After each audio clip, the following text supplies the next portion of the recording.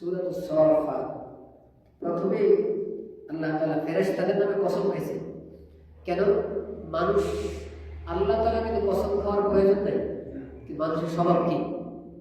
কসম খাইলে মনে হয় শিওর বিশ্বাস হয়। তো আল্লাহ দেখছে যে এই লোকগুলো বেশি সম্মান করে কারে? ফেরেশতাকে পূজা করে। তো আল্লাহ ফেরেশতার কসম খাই বলেছে। এরকম যদি না মানে কি করা গেছে? আল্লাহ তাআলা জান্নাত ওয়ালাদের আলোচনা করছেন, এরপরে জাহান্নাম ওয়ালাদের আলোচনা করছেন।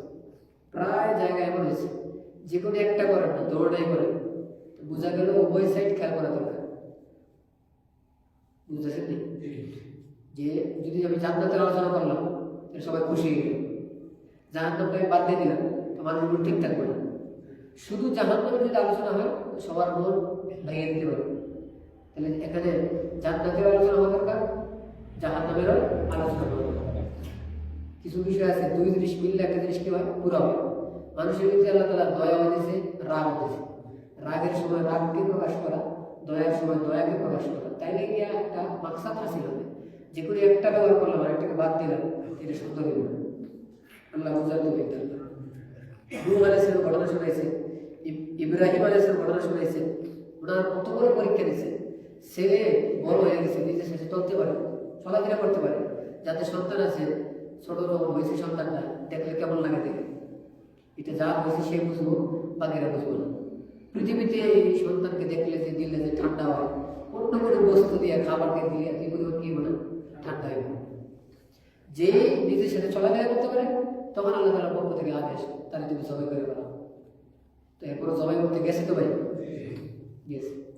জবাই যে হবে না এটা ইব্রাহিম ইসলাম জানে, গেছে।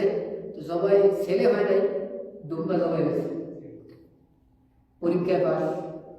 আল্লাহ জবাই কি বলে আদেশ করছেন, আদেশ মানতে গেছে।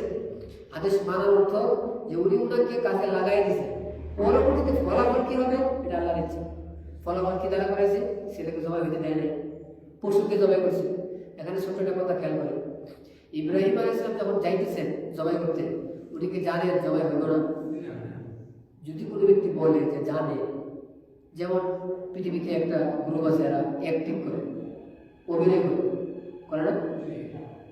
অভিনয় ক্ষেত্রে কি করবো? জানে যে এটা বাস্তব না, এরপরও কাজটা করে। এটা কি আপনি কি বলবেন? বাস্তব করবেন না অভিনয় করবেন? অভিনয়।